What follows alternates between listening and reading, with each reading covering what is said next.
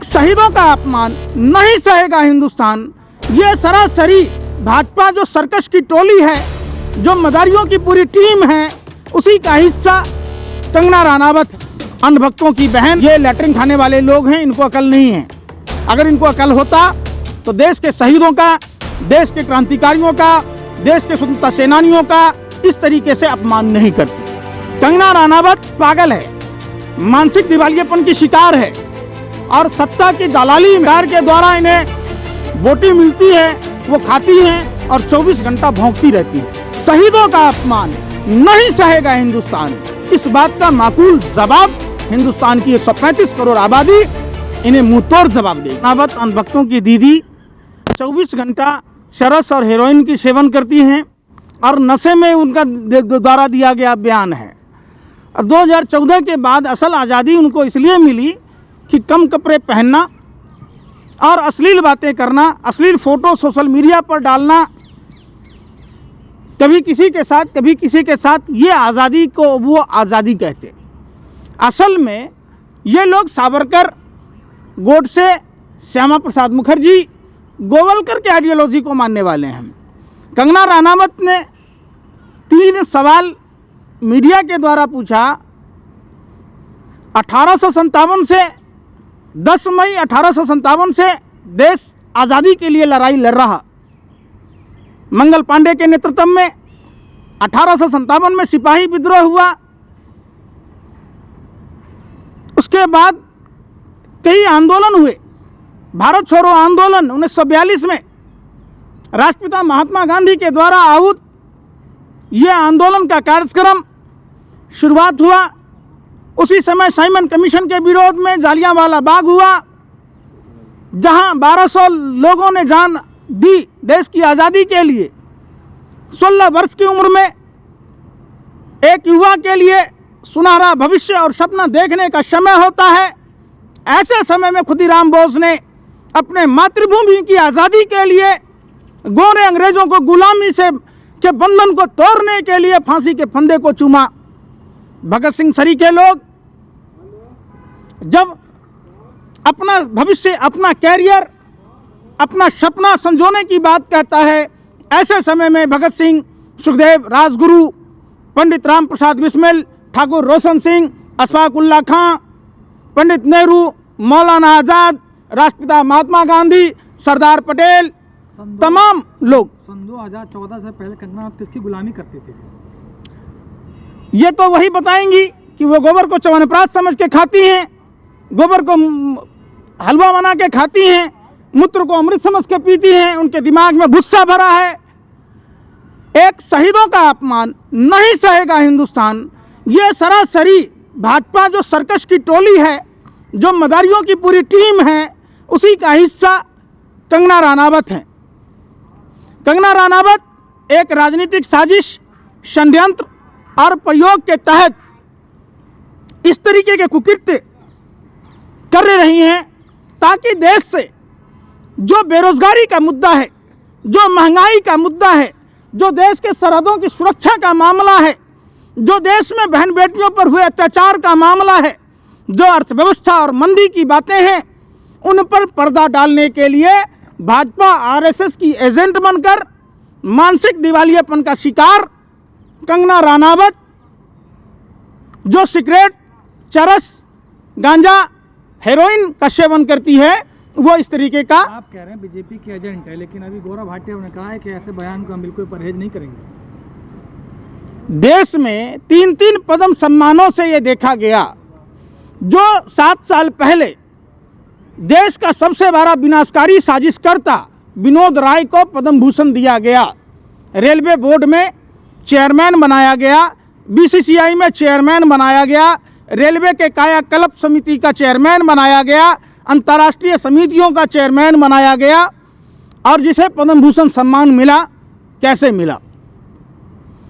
दूसरा, रजत शर्मा जैसे झूठे और मक्कार पत्रकार जिसको पद्म सम्मान से नवाजा गया, Y+ की सुरक्षा दी गई, क्रिकेट कंट्रोल बोर्ड का मेंबर बनाया गया, नेहरू म्यूजियम का मेंबर बनाया गया। तीसरी, कंगना रनावत, अंधभक्तों की बहन, नहीं तो आप निशाना कहाँ लगाना चाह रहे हैं, इन सबका नाम मैं क्या रहा हूँ, सुन तो लो। जब तीनों के बारे में आप गूगल में सर्च करोगे, पढ़ोगे, तो किस एवज में मिला, ये कहती हैं 1947 से पहले आज़ादी की बात।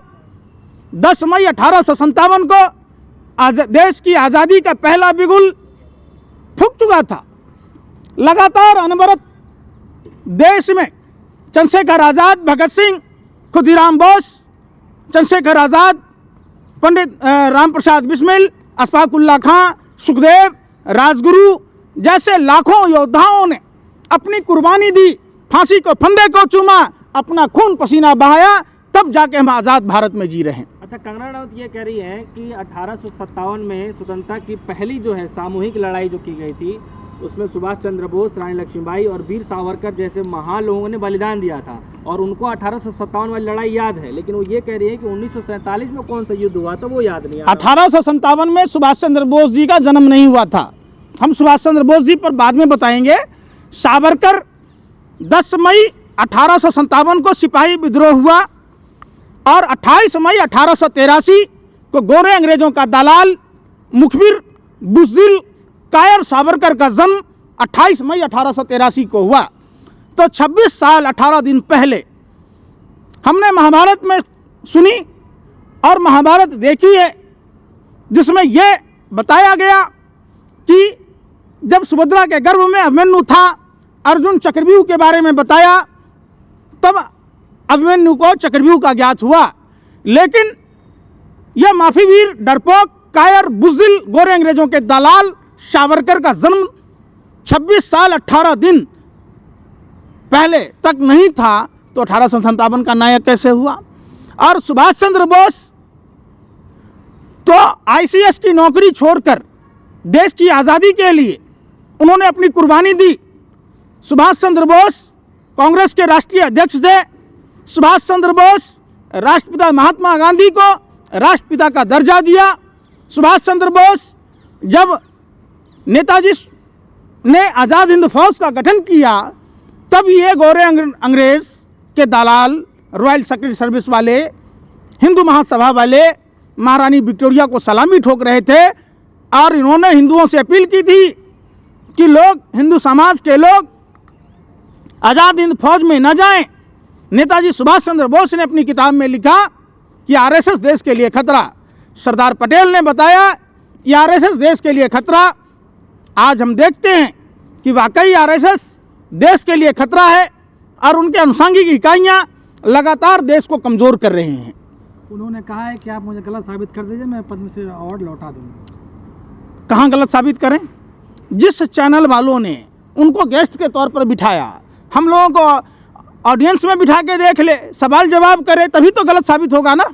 1941 में, सबसे पहले 1937 में सावरकर ने अहमदाबाद के अधिवेशन में द्विराष्ट्र के सिद्धांत को पास किया। 1941 में श्यामा प्रसाद मुखर्जी ने मुस्लिम लीग के फजाउल हक के साथ बंगाल प्रेसिडेंसी में सरकार बनाई, द्विराष्ट्र के सिद्धांत को पास किया। 1942 में भारत छोड़ो आंदोलन को कुचलने के लिए गोरे अंग्रेजों को चिट्ठी लिखी। उसी के एवज में गोरे अंग्रेजों ने इनके सभी समर्थकों को गार्ड की नौकरी दी। 1943 में गुलाम हुसैन उद्दौला खां और जिन्ना के साथ सिंध प्रांत में सरकार बनाई, अखंड भारत को खंड खंड किया। बीजेपी के सांसद अरुण गांधी ने भी इस पर कई टिप्पणी की थी, लेकिन उन्होंने उसका भी उल्टा जवाब दे दिया कि उन्होंने ट्वीट कर दिया कि तू चुप रहे। उसे यह पता ही नहीं है कि बड़ा कौन छोटा कौन। हमारे गांव में बपजेठ कहा जाता है, ये बपजेठ है कंगना रनावत। बपजेठ क्या होता है? बपजेठ होता है जो बाप से बड़ा हो, समझिए, ठेठ भाषा समझिए गांव का। ये अंधभक्तों की दीदी गोबर में ड्राई फ्रूट मावा डाल के, घी डाल के, शक्कर डाल के हलवा खाती हैं। ये लैट्रिन खाने वाले लोग हैं, इनको अकल नहीं है। अगर इनको अकल होता तो देश के शहीदों का, देश के क्रांतिकारियों का, देश के स्वतंत्रता सेनानियों का इस तरीके से अपमान नहीं करती। एक महिला के गरिमा को इन्होंने धूमिल किया है।